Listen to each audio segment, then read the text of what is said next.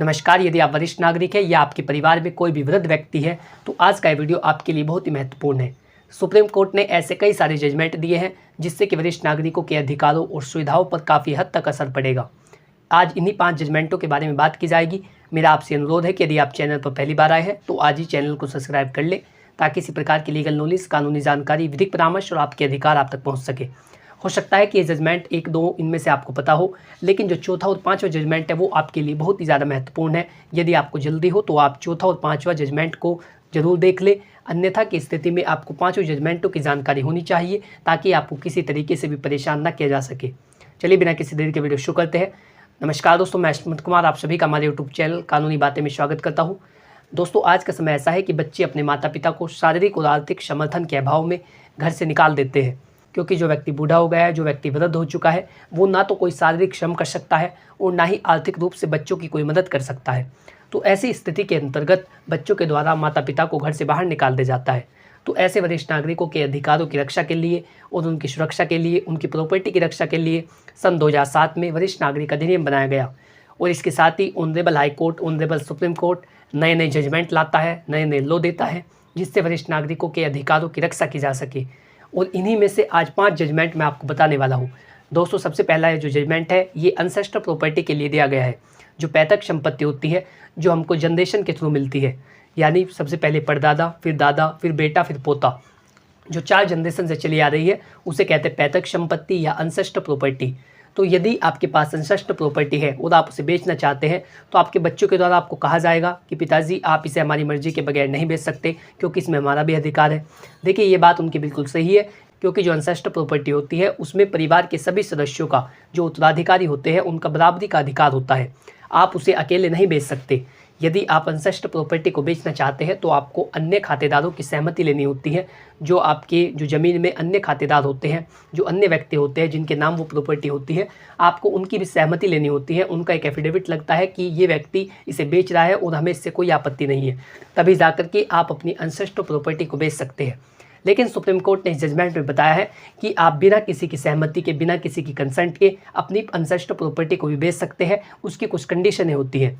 सबसे पहली कंडीशन होती है जो वरिष्ठ नागरिकों को काफ़ी ज़्यादा काम आएगी, वो होती है यदि उन्हें अपने बेटे या बेटी की शादी करनी हो, उनके पास इतना धन नहीं होता कि वो अपने बेटे या बेटी की शादी कर सके, तो ऐसी कंडीशन के अंदर वो अपनी पैतृक संपत्ति को बेचकर अपने फ़र्ज अदा कर सकते हैं और अपने बेटे या बेटी की शादी कर सकते हैं। इसमें किसी भी तरीके की किसी दूसरे व्यक्ति की कंसल्ट लेने की आवश्यकता नहीं होती। दोस्तों, दूसरा पॉइंट है, यदि किसी परिवार के सदस्य की तबीयत खराब होती है तो ऐसी कंडीशन के अंदर भी उसका इलाज कराने के लिए यदि पैसे नहीं होते तो वो अनसेस्टर प्रॉपर्टी को बेच सकते हैं। तीसरी कंडीशन इसमें आती है, यदि किसी केस का निपटारा करना हो, यदि परिवार के मुखिया के विरुद्ध कोई मुकदमा चल रहा हो और उस केस में निपटारे के लिए धन की आवश्यकता हो और उसके पास धन ना हो, तो उस केस में निपटारे के लिए वो अपनी अनसेस्टर प्रॉपर्टी को बेच सकता है और उससे जो धन आएगा वो उसे चुका करके उस मुकदमे का निपटारा कर सकता है। ये 3 कंडीशन हो गई। चौथी और अंतिम कंडीशन है ऋण उतारने के लिए। यदि उसके ऊपर इतना कर्जा है कि वो उसे उतार नहीं सकता, उसके पास इतने पैसे नहीं हैं, ना उसके पास आजीविका का कोई ऐसा साधन है जिससे कि वो उस ऋण को उतार सके, तो ऐसी स्थिति के अंदर भी वो अपनी अनसेस्टर प्रॉपर्टी को बेच सकता है। कहने का अर्थ ये है कि आप अय्यासीबाजी के लिए अपनी अनसेस्टर प्रॉपर्टी को बेच नहीं सकते, आप किसी दूसरे व्यक्ति का हक नहीं मार सकते, बल्कि आपके जो जरूरी कार्य है उसमें कानून के द्वारा आपको छूट दी गई है। आप ऐसी कंडीशनों के अंदर अपनी अनसेस्टर प्रॉपर्टी को भी बेच सकते हैं। दोस्तों, ये पहला जजमेंट था। दूसरा जजमेंट जो है वो आया है स्ववर्जित संपत्ति के लिए।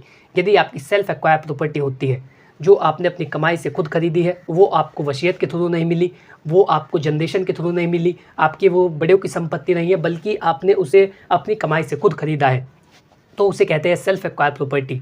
तो जो आपकी सेल्फ एक्वायर प्रॉपर्टी होती है, आप उसे बेचने के लिए, दान करने के लिए, ट्रांसफ़र करने के लिए, गिफ्ट करने के लिए पूरी तरीके से स्वतंत्र होते हैं। कोई भी दूसरा व्यक्ति उसमें किसी तरीके का कोई क्लेम नहीं कर सकता और आप अपनी सेल्फ एक्वायर प्रॉपर्टी से किसी भी व्यक्ति को बेदखल कर सकते हैं। यदि आपको लगता है कि आपका बेटा या बेटी आपके कहने सुनने में नहीं है, वो आपके साथ दुर्व्यवहार करते हैं, या आपकी जो बहू होती है वो आपके साथ मारपीट या दुर्व्यवहार करती है, तो इन सभी कंडीशनों के अंदर आप उसे अपनी सेल्फ एक्वायर प्रॉपर्टी से, अपनी स्ववर्जित संपत्ति से उसे बेदखल कर सकते हैं। ऐसा आपके पास अधिकार होता है। सीनियर सिटीजन एक्ट इस बात का प्रावधान करता है कि यदि किसी भी वरिष्ठ नागरिक को उसके बच्चों के द्वारा इस तरीके से परेशान किया जाता है, उसके साथ दुर्व्यवहार किया जाता है, मारपीट की जाती है, तो वो उसे अपनी संपत्ति से बेदखल कर सकता है और उसके विरुद्ध कानूनी कार्रवाई भी करा सकता है। तो इस तरीके से ये दूसरे जजमेंट में बताया गया है कि आप अपनी सेल्फ एक्वायर प्रॉपर्टी से अपने किसी भी उत्तराधिकारी को बेदखल कर सकते हैं। आपकी चल और अचल दोनों प्रकार की संपत्ति से उस व्यक्ति का कोई मतलब वास्ता नहीं रहता और उसे आपकी संपत्ति से बेदखल कर दिया जाता है और भविष्य में भी वो उसमें किसी तरीके का कोई क्लेम नहीं कर सकता। ये दूसरे जजमेंट में बताया गया है। दोस्तों, तीसरा जजमेंट है जो वरिष्ठ नागरिकों के लिए आया है, वो है भरण पोषण के लिए। तो भरण पोषण होता है यदि बच्चे आपकी बेसिक नीड्स को पूरा नहीं करते, आपकी जो आम ज़रूरतें हैं, रहना पीना खाना, आवास की सुविधा, चिकित्सा सुविधा, दवाइयों का खर्चा, जो उनके नैतिक कर्तव्य होते हैं कि वो अपने माता पिता की देखभाल करेंगे, लेकिन यदि वो अपने नैतिक कर्तव्यों से विमुक्त हो जाते हैं तो ऐसी स्थिति के अंदर जो उनके कर्तव्य हैं उनको कानूनी बंधन बना दिया गया। और वरिष्ठ नागरिक अधिनियम के तहत ये प्रावधान किया गया है कि बच्चे यदि माता पिता की बेसिक नीड्स को पूरा नहीं करेंगे तो वो उनसे मेंटेनेंस क्लेम कर सकते हैं, उनसे गुजारा भत्ते की मांग कर सकते हैं। ये जो गुजारा भत्ता है ये एक वरिष्ठ नागरिक के लिए अधिकतम 10,000 रुपये का हो सकता है। लेकिन ऐसा नहीं है कि आपने पिटीशन फाइल की मेंटेनेंस लेने के लिए और 10,000 रुपये आपके बच्चों के द्वारा आपको दिला दिए जाए। ये उसकी आजीविका, उसकी आय पर निर्भर करता है कि वो कितना कमाता है और कितना मेंटेनेंस वो आपको दे सकता है। इसी के अकॉर्डिंग जो मेंटेनेंस है वो तय किया जाता है। लेकिन ये तय है कि आपका जो मेंटेनेंस है वो तय किया जाएगा यदि आपके बच्चे आपकी बेसिक नीड्स को पूरा नहीं कर रहे हैं। तो इस स्टेटमेंट में बताया गया है कि 10,000 रुपये अधिकतम आप अपने बच्चों से मेंटेनेंस ले सकते हैं। दोस्तों, यह चौथा जजमेंट है वो दिया गया है रिश्तेदारों से भरण पोषण के लिए। कई बार ऐसा होता है कि वरिष्ठ नागरिकों की कोई संतान नहीं होती, उनके कोई बेटा या बेटी नहीं होता, उनके आगे पीछे कोई नहीं होता जो उनका ख्याल रख सके। तो ऐसी कंडीशन के अंदर ऐसे वरिष्ठ नागरिक पे मेंटेनेंस क्लेम कर सकते हैं। वो मेंटेनेंस किससे क्लेम करेंगे? वो करेंगे अपने उस उत्तराधिकारी से जो उनके मरने के बाद उनकी संपत्ति को लेने का हक रखता है। क्योंकि संपत्ति ऐसी चीज़ है कि दूसरा व्यक्ति उनके मरने के बाद ये जरूर कहेगा कि ये मेरा दादा लगता है, ये मेरा नाना लगता है। तो ऐसी कंडीशन के अंदर जो व्यक्ति ये कह सकता है कि ये मेरा ये लगता है, उस व्यक्ति से आप मेंटेनेंस ले सकते हैं। चाहे वो आपका बेटा नहीं है, बेटी नहीं है, बल्कि कोई भी ऐसा उत्तराधिकारी है कि आपकी संपत्ति आपके मरने के बाद उसके नाम जाएगी, तो उस व्यक्ति से आप मेंटेनेंस क्लेम कर सकते हैं। ये आपका अधिकार होता है। इसमें 2019 में संशोधन किया गया था ताकि आप अपने रिश्तेदारों से भी मेंटेनेंस क्लेम कर सके। दोस्तों, पांचवा और सबसे महत्वपूर्ण जजमेंट है वो ये कि आजकल जो 498 है उसका दुरुपयोग इतना ज़्यादा हो रहा है। हालांकि वो धारा अब खत्म हो चुकी है, लेकिन उसके स्थान पर जो BNS बनी है, भारतीय न्याय संहिता, उसमें 498 के स्थान पर अलग सेक्शन जोड़ दिया गया। कहने का अर्थ ये है कि जो बहू होती है वो सभी पर मुकदमा दर्ज करा देती है, अपने ससुराल वालों पर, उसके पति पर, अपने देवर पर, अपनी ननद पर, अपने सास, अपने ससुर पर, उन सभी पर मुकदमा दर्ज करा देती है, भले ही चाहे वो उस घटना में शामिल हो या ना हो।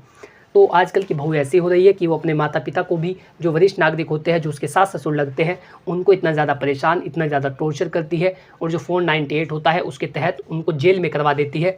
तो ऐसी कंडीशन के लिए मैं आपको बताना चाहूँगा कि 7 साल से कम उम्र के मामलों में कोई भी पुलिस अधिकारी आपको सीधा जाकर के गिरफ्तार नहीं कर सकता। उसे गिरफ्तार करने के लिए मजिस्ट्रेट साहब की आज्ञा लेनी होती है, वारंट लाने होते हैं, तभी जाकर के कोई भी पुलिस अधिकारी आपको गिरफ्तार कर सकता है। आप ऐसी गिरफ्तारी का विरोध कर सकते हैं यदि किसी मामले में सज़ा 7 साल से कम है और वो आपको गिरफ्तार करने के लिए आ रहा है। तो ऐसी कंडीशन के अंदर ये प्रावधान किए गए हैं कि 7 साल से कम उम्र के मामलों में किसी भी व्यक्ति को गिरफ्तार नहीं किया जाएगा। यदि आपकी बहू ने ऐसा कोई केस दर्ज करा दिया है कि आप उसके साथ मारपीट करते हैं, दुर्व्यवहार करते हैं, आप उसे ताने मारते हैं, तो ऐसी कंडीशन के अंदर पुलिस आपको गिरफ्तार नहीं कर सकती बिना मजिस्ट्रेट की आज्ञा के। तो ये कुछ जजमेंट थे जिनकी जानकारी प्रत्येक वरिष्ठ नागरिक को होनी चाहिए। आशा करता हूँ कि जानकारी आपको अच्छी लगी होगी। यदि आप इसी तरीके की जानकारी में रुचि रखते हैं तो आज ही हमारे YouTube चैनल कानूनी बातें को सब्सक्राइब कर ले, ताकि इसी प्रकार की लीगल नॉलेज, कानूनी जानकारी, विधिक परामर्श और आपके अधिकार आप तक पहुँच सके। यदि आपका इससे रिलेटेड कोई सवाल हो तो आप कमेंट बॉक्स में लिख करके पूछ सकते हैं, मैं जल्दी उसका उत्तर दूंगा। और इसके साथ ही यदि आप कोई विधिक परामर्श लेना चाहते हैं, कोई कानूनी जानकारी लेना चाहते हैं, तो स्क्रीन पर दिए गए मोबाइल नंबर पर अपनी प्रॉब्लम का व्हाट्सअप करें, जल्दी आपको उसका भी उत्तर दिया जाएगा। Thanks for watching this video. अपना कीमती समय देने के लिए धन्यवाद।